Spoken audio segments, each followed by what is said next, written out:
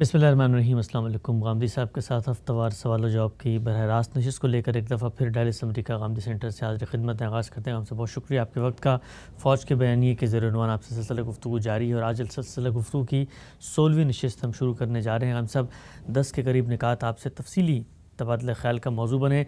अगले निकात गरचे मुख्तसर हैं लेकिन मैं चाहता हूँ उन पर भी आपका एक तबसरा सामने आ जाए। दो निकात 11वां और 12वां नुक्ता फ़ौज की बयानिए में क्या है मिलाकर पेश करता हूँ। कहा जाता है कि मीडिया का काम आवाम को मुल्क के साथ वफ़ादार बनाना है। इस वफ़ादारी का सबसे पहला तकाज़ा ये है कि मीडिया नज़रियाती सरहदों का तहफ़्फ़ुज़ करे।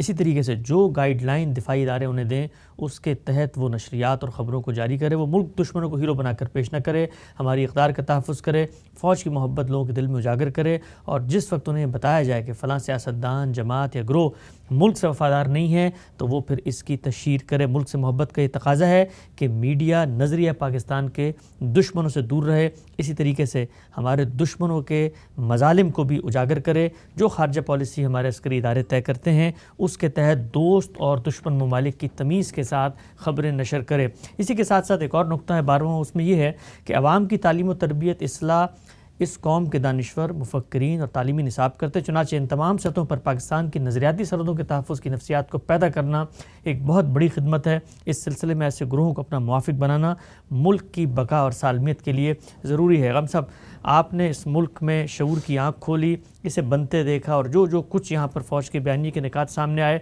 हमने देखा कि बाकायदा ऐसे नज़रियाती मीडिया के इदारे बनाए गए कि जिनका मकसद ये था कि वो इसी बयानी को फ़रोग़ दें। इसी के साथ साथ हमारा निसाब जिसमें मुताला पाकिस्तान, तारीख़ पाकिस्तान पढ़ाई जाती है, इस ज़ाविये से पढ़ाई जाती है कि बच्चा जब शऊर की उम्र को पहुँचे तो उसके दिलो दिमाग में ये हकीकत पैवस्त हो जाए कि हमारे दुश्मन कौन हैं और हमारे मोहसिन कौन हैं। ये जो पूरा का पूरा एक तरीक़ाकार इख्तियार किया गया, क्या आपको लगता है कि इसके ज़रिए जो कुछ हासिल करना मकसूद है वो हासिल भी हो सकता है? पहली बुनियादी बात ये समझ लीजिए कि इंसानी शख्सियत की अगर सही मानों में तामीर करना पेश नज़र हो तो उसमें वफ़ादारी का मर्जा सिर्फ़ और सिर्फ सच्चाई को होना चाहिए। यानी सच क्या है। जब आपके यहाँ बच्चा शऊर की उम्र को पहुँचे तो उसमें जो चीज़ मुझे भी, आपको भी, कौमी सतह पर भी अगर कोई एहतमाम करना है तो सिखानी है, पहुँचानी है, वो ये है कि मोहब्बत का मर्जा सच्चाई है, वफ़ादारी का मर्जा सच्चाई है, तलाश का हदफ सच्चाई है, ज़िंदगी का मकसद सच्चाई है। और अगर आदमी को अपने शब व रोज़ किसी चीज़ के लिए वक्फ़ करने चाहिए तो वो सच्चाई है। अगर किसी मौके पर वतन के साथ वफ़ादारी सच्चाई का तकाज़ा है तो वफ़ादारी होनी चाहिए। लेकिन अगर किसी मौके पर सच कोई और तकाज़ा कर रहा है और ये मालूम हो गया है कि ख़ुद वतन इस वक्त बातिल का अलमबरदार बन गया है तो है तर्क वतन सुन्नत महबूब इलाही। यानी हमारे यहाँ तो सिर्फ़ सच्चाई है और हमारे मज़हब में भी और इंसानी अखलाकियात की सदाकतों में भी जिसको हदफ नस्बुलैन और तमाम तर सही का हासिल करार दिया गया है। इसलिए ये बड़ी ख़तरनाक बात है कि कोई अस्करी अदारा या कोई भी इदारा बैठकर ये तय करे कि ये बातें वफ़ादारी का तकाज़ा हैं और ये बातें बेवफ़ाई करार पाएंगी। उनका ये ज़रूर काम है कि वो इस्तदलाल के साथ जो बात बयान करना चाहते हैं करें। वो हुकूमतें भी करती हैं, वो दानिश्वर भी करते हैं, वो उलमा भी करते हैं। और जो चीज़ें किसी कौम की हिफाजत या जारहियत के मुकाबिल में उसके दिफा से मुतल्लक़ हैं वो अस्करी इदारे भी करते हैं। हक़ाइक़ को सामने रखना और हक़ाइक़ का शऊर पैदा करना ये उनका काम है। लेकिन मीडिया हो, मीडिया क्या है? मीडिया में अफराद बैठे होंगे ना, यानी कोई दानिश्वर होगा, कोई मुहक्किक होगा, कोई आलिम होगा, कोई शख्स सहाफ़ी की हैसियत से खिदमत अंजाम दे रहा होगा, अफराद हैं।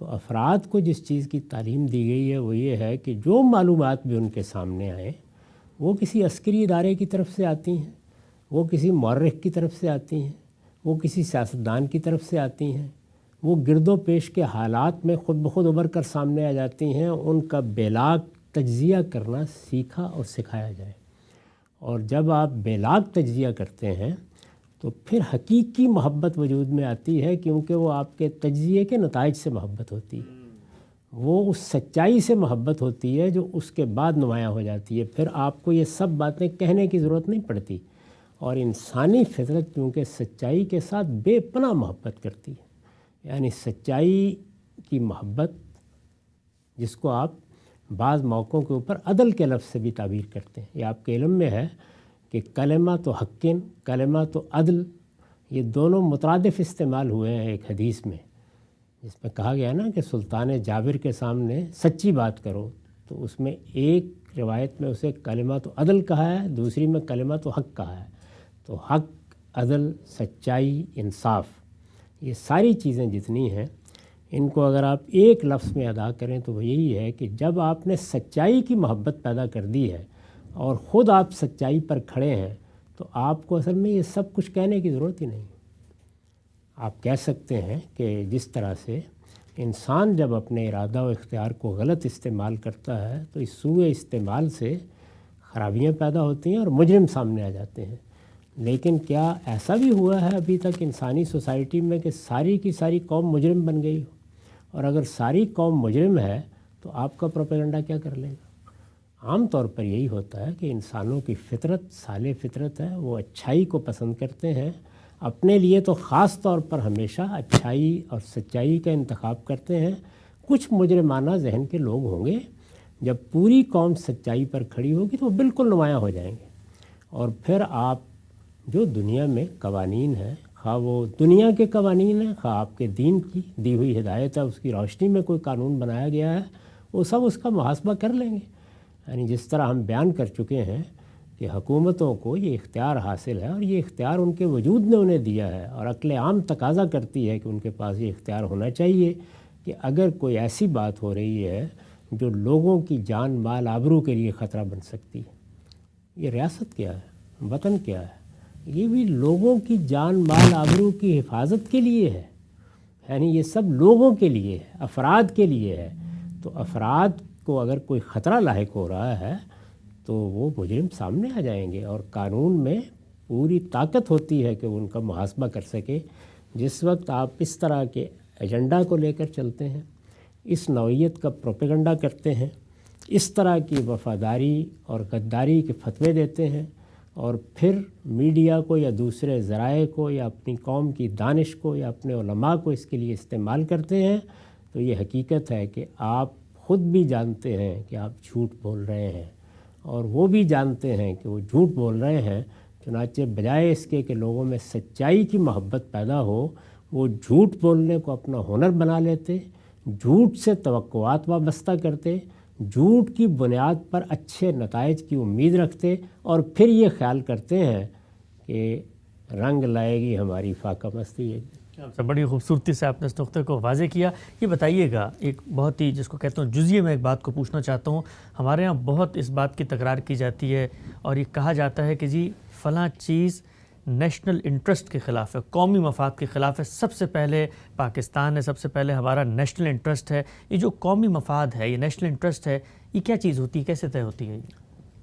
قومی مفاد، میرا مفاد، کسی خاندان کا مفاد، یہ ساری چیزیں یا تو سچائی پر مبنی ہوں گی اور یا جھوٹ، دھوکے اور فریب پر مبنی ہوں گی، اپنی ذات میں کوئی چیز نہیں۔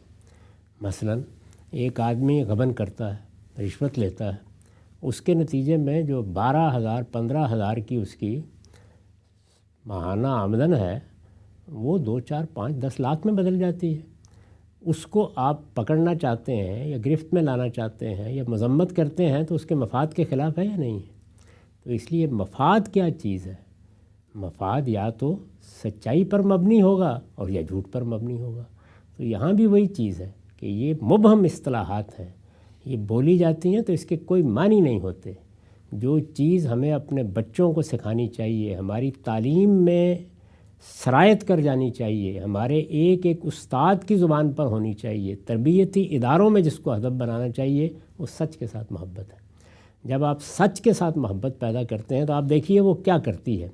وہ آپ میں سچا تنقیدی جذبہ پیدا کرتی ہے، وہ جھوٹ سے آخری درجے کی نفرت پیدا کرتی ہے، وہ چاہتی ہے کہ سچائی کی یہ محبت انسان کے اندر سچائی کے تلاش کا دائیہ پیدا کرے، وہ علم میں، عمل میں، ہر جگہ اسی کو معیار بنا دیتی ہے، اور بتدریج کیا ہوتا ہے، پوری قوم میں، اس کے ایک ایک فرد میں سچی تحقیق کا جذبہ پیدا ہوتا ہے، اس لیے کہ وہ سچائی کو جاننا چاہتے ہیں۔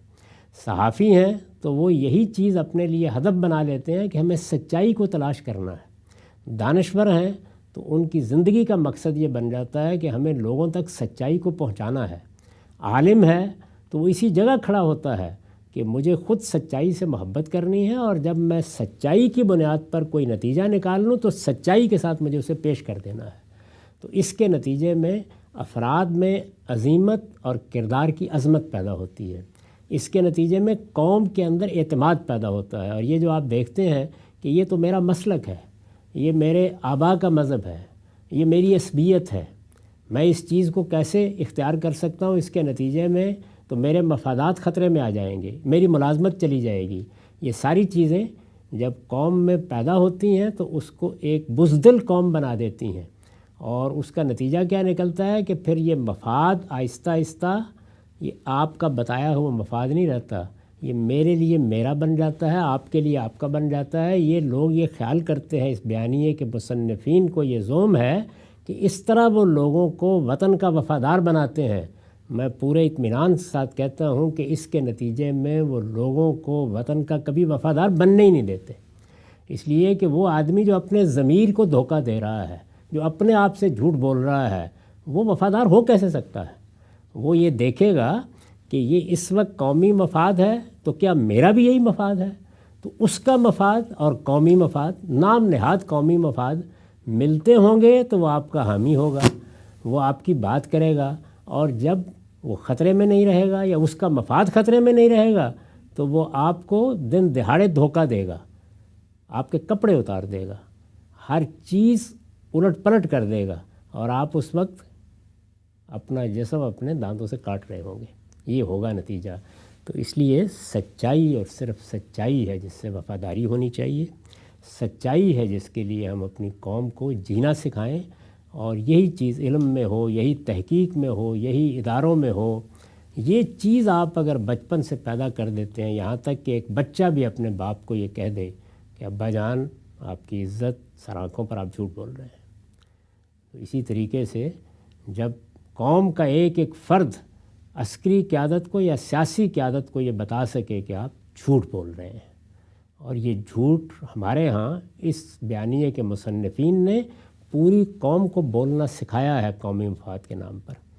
یعنی ہم لوگوں کی تربیت کر رہے تھے، وہ تربیتی ادارے بم کیسے چلانا ہے اور بندوق کیسے چلانی ہے ہماری آنکھوں کے سامنے تھے، اور ہم عالمی سطح پر جھوٹ بول رہے تھے کہ ہم تو ایسا نہیں کرتے۔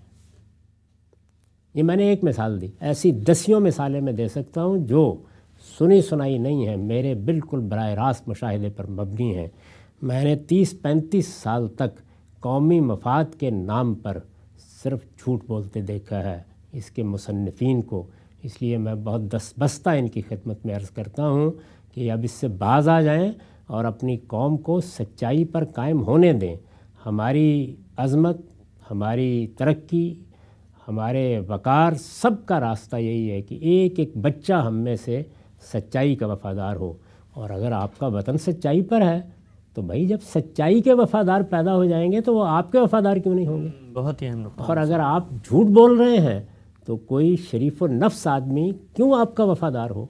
تو اصل چیز سچائی ہے، اور سچائی ہی دین ہے، سچائی حقیقت ہے، اور سچائی ہی کے نتیجے میں اعلیٰ علم پیدا ہوتا ہے، اور جو لوگ سچائی پر اپنی قوم کی تربیت کرتے ہیں انہی پر اللہ تعالیٰ کی وہ رحمت نازل ہوتی ہے جس کو قرآن میں بیان کیا گیا ہے کہ لَأَكَلُوا مِن فَوْقِهِمْ وَمِن تَحْتِ أَرْجُلِهِمْ، آسمان اپنی نعمتیں ان پر برساتا ہے، زمین اپنے خزانے ان کے لیے اگل دیتی ہے، اور اسی طرح کی قومیں ہیں جو سچائی پر قائم ہوتی ہیں، جو دنیا بھر میں اپنا وقار قائم کر لیتی ہیں، اور پھر لوگ ان پر اعتماد ہی نہیں کرتے۔ اگر وہ صورتحال پیدا ہو جائے جو اس وقت ہمارے ہاں معیشت کی ہوئی ہے تو لوگ اپنے خزانے بھی آ کے لٹا دیتے ہیں۔ ہم سے بڑی اہم بات اور بڑی دردمندی اور متاع درد و سوز کے ساتھ آپ نے اس کو پیش کیا. ایک اور توضیح نقطہ میں پوچھنا چاہتا ہوں. ہم لوگوں نے جس وقت اس ملک کی تاریخ پڑھی اور اس ملک کے اندر جو سیاسی حرکیات کے اندر تبدیلی آئی، سماجی مطالعہ کیا، تو ہر جگہ پہ یہ بات نظر آئی کہ خواہش یہ ہے کہ اگر سچائی بیان کر دی جائے تو پھر قومی وحدت کی جو ہے وہ تو شرازہ بندی ہو جائے گی، اور وہ جو ایک یکجہتی کا تصور ہے، مثلا اگر یہ بتا دیا جائے کہ جی دشمن نے رات کے اندھیرے میں حملہ نہیں کیا تھا، آپ نے آغاز کیا تھا اور اس کے بعد پھر آپ کو منہ کی کھانی پڑی، تو پھر اس کے بعد ہم لوگوں کی جو قومی نفسیات ہے اس میں جو ادارے ہیں ان کا وقار کیسے برقرار رہے گا؟ یعنی اداروں کا وقار پھر وقتی طور پر ہی ہوگا نا. اس کے بعد بے وقاری کی وہ انتہا ہوگی کہ میں بھی بیٹھا ہوا بے وقار کر رہا ہوں گا، آپ بھی کر رہے ہوں گے، اور خود ان کے اپنے تربیت یافتہ لوگ بھی کر رہے ہوں گے. تو یہی ہوگا نا، یعنی ہر شخص یہ کہہ رہا ہوگا. تو اس لیے اگر اس وقت بھی سچ بولا جاتا، ایک یہ رسالت مآب صلی اللہ علیہ وسلم نے، انبیاء علیہ السلام کی جو تاریخ ہمیں معلوم ہے، اس نے دنیا میں جو بڑی شخصیات پیدا ہوئی ہیں اور انہوں نے سیاست میں کوئی کردار ادا کیا، انہوں نے سچ بولا ہے. یہ سچ ہے کہ جس کی بنیاد پر آپ عظمت کی طرف بڑھتے ہیں، کامیاب ہوتے ہیں. چنانچہ آپ دیکھیے کہ یہ جتنے اس طرح کے مارکے ہوئے جن میں جھوٹ بولا گیا، بالآخر اس جھوٹ کی ہنڈیا چوراہے میں پھوٹ گئی. دیکھ لیا آپ، کچھ بھی نہیں ہوا اس کے نتیجے میں. یعنی اس جھوٹ نے ایک اور جھوٹ کو جنم دیا، اس نے ایک اور جھوٹ کو جنم دیا، اور آخر میں کوئی چیز باقی نہیں رہی. تو کسی قوم کے لیے عظمت کا مقام اصل میں سچائی میں ہے. آپ کے ہاں جو قیادت پیدا ہوئی تھی اس پر آپ 10 اعتراضات کر سکتے ہیں. کیا میں پاکستان سے پہلے کی قیادت کی بات کر رہا ہوں، لیکن جس چیز پر پوری قوم نے اعتماد کیا وہ کیا تھا، وہ یہ کہ ہماری قیادت سچ بولتی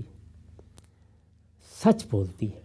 یعنی سچائی پر کھڑی ہوئی قیادت ہے کہ جو وہ اعتماد دیتی ہے قوم کو، یہ میں کر رہا ہوں، اگر میں نے کوئی غلطی بھی کی ہے تو میں بتاؤں گا کہ یہ غلطی مجھ سے ہوئی ہے، اور اس غلطی پر بھی میں اپنی قوم کو اعتماد میں لوں گا. تو ضمیر اگر صاف ہے اور اگر آپ فی الواقع اپنے آپ کو اپنے رب کے سامنے جواب دہ سمجھ کر سچ بول رہے ہیں، تو پھر وہ قیادت پیدا ہوتی ہے جس کے بارے میں کہا گیا ہے کہ نگاہ بلند سخن دل نواز جاں پرسوز، یہی ہے رخت سفر میرے کارواں کے لیے. آخری سوال اس نکات کے اوپر یہ اٹھتا ہے کہ دنیا نے اپنے اجتماعی وزڈم اور بصیرت سے بھی کچھ چیزیں سیکھی ہیں. مجھے یہ بتائیے گا آپ کا اپنا تجربہ کیا ہے کہ اگر کوئی خرد افروز ہے، ترقی پسند ہے، تجزیاتی صلاحیت رکھتا ہے، تنقید کرتا ہے، ہم نے یہ دیکھا کہ اس بیانیے کی جانب سے جو رد عمل سامنے آیا اس میں ایک چیز بالکل کامن تھی کہ اگر آپ بندے کی زبان بند کرا دیں، اس کو اٹھا لیں، اس کو خاتمہ کر دیں، تو شاید یہ جو سلسلہ ہے سیل رواں کا یہ رک جائے گا. آپ کی زندگی کا تجربہ کیا ہے کہ جو شخص تنقید کر رہا ہے، محض اس کی زبان بند کرنے سے کیا وہ تنقید رک جاتی ہے؟ نہ صرف یہ کہ تنقید نہیں رکتی، بلکہ آہستہ آہستہ آپ کی اپنی حیثیت ختم ہونا شروع ہو جاتی ہے. اس بیانیے کے مصنفین نے اس وقت جو اپنا حال دیکھا ہے اور جو کچھ ان کے ساتھ ہوا ہے، میں نہیں چاہتا اس کو دہرانا، اس لیے کہ روزمرہ کی چیزوں پر تبصرہ کرنا میں پسند نہیں کرتا. کیا یہ واقعہ نہیں ہے کہ اس کے بعد کوئی عزت نام کی چیز باقی رہ گئی؟ یہی ہوتا ہے. اس کا آخری نتیجہ کیا نکلتا ہے؟ کسی سازش میں جتنے عناصر ہوتے ہیں وہ ایک دوسرے کو رسوا کرنا شروع کر دیتے ہیں. اس میں ہر تیسرا شخص وعدہ معاف گواہ ہوتا ہے. اس میں کل کے آپ کے ساتھی آج آپ کے کرتوت بیان کر رہے ہوتے ہیں. یہ کام کہیں کر کے دیکھ لیجئے، خاندان میں کر کے دیکھ لیجئے. کچھ عرصے کے بعد کئی مرتبہ جو خاص طور پر جوائنٹ فیملی سسٹم ہمارے ہاں رہا ہے، اس میں لوگ ایک دوسرے کے خلاف سازشیں کرتے ہیں. ایک وقت آتا ہے کہ انہی میں سے کوئی ایک بات بیان کر رہا ہوتا ہے، کوئی دوسری بات بیان کر رہا ہوتا ہے. اسی طرح کا معاملہ سیاسی جماعتوں میں ہوتا ہے، قبیلوں میں ہوتا ہے. یہی چیز اگر آپ دیکھیں تو قومی سطح پر ہوئی ہے. کیا دنیا میں کوئی شخص یقین کرتا ہے اب ہمارے اوپر کہ ہم نے افغانستان میں مداخلت نہیں کی؟ کوئی یقین کرتا ہے کہ ہم نے کشمیر میں مداخلت نہیں کی؟ کوئی یقین کرتا ہے کہ بمبئی کے حادثے میں ہمارا ہاتھ نہیں تھا؟ مجھے بتا دیں. میں آپ جو جی چاہے کہتے رہیں، دنیا مانتی ہے. تو اس کا مطلب یہ ہے کہ رسوا ہو گئے آخری درجے میں. اب ہم قومی حیثیت سے لوگوں کے سامنے کھڑے ہو کر یہ بھی نہیں بتا سکتے کہ ہمارے ساتھ یہ حادثہ ہوا ہے. تو یہ دیکھ لیجئے ہمارا حال اب وہ ہو گیا ہے کہ جو اس لڑکے کا ہوا تھا جو شیر آیا کہا کرتا تھا. اب تو شعر آ بھی جائے گا تو کوئی یقین نہیں کرے گا کہ فی الواقع ان کے اوپر کوئی شعر آ گیا ہے. تو اس لیے سری جھوٹ، ایک کے بعد دوسرا جھوٹ، پھر وہ جھوٹ یہ اپنے پروردہ سیاستدانوں کو سکھاتے ہیں، پھر وہ پروردہ سیاستدان اسی جھوٹ کی بنیاد پر پروپیگنڈے کا طوفان اٹھاتے ہیں، اور پھر ایک وقت آتا ہے وہ بیٹھ کے بتا رہے ہوتے ہیں کہ یہ بھی جھوٹ تھا، یہ بھی جھوٹ تھا، یہ بھی جھوٹ تھا، یہ بھی جھوٹ تھا. اس کے بعد کیا عزت باقی رہ جاتی ہے؟ اور پھر آپ کے پاس اس کے سوا کیا ہوتا ہے کہ ادھر سے ایک سچائی کو جھوٹ قرار دیا جائے، جھوٹ کو سچائی قرار دیا جائے، ادھر سے آپ کی طرف سے، اور پوری قوم بیٹھی ہوئی دیکھ رہی ہوتی ہے کہ سچ کیا تھا اور جھوٹ کیا تھا، اور آخر میں نتیجہ کیا نکلتا ہے؟ دونوں جھوٹے ہیں. فوج کا بیانیہ 12 نکات زیر بحث ہے، 2 نقطے باقی ہیں. غامدی صاحب سے تبادلہ خیال کریں گے اگلی نشست میں، اور ساتھ ایک نازک سوال بھی پوچھیں گے کہ وہ دین کے ایک بڑے عالم تھے، لوگوں نے یہ کہا ان کو کیا ضرورت تھی اس طرح کے موضوع پہ گفتگو کرنے کی، کیا وجہ بنی کہ غامدی صاحب نے اس پر گفتگو کی؟ یہ بھی زیر بحث آئے گا. وقت یہاں پہ ختم ہوتا ہے، دوبارہ حاضر خدمت ہوں گے. اب تک آپ کا بہت شکریہ.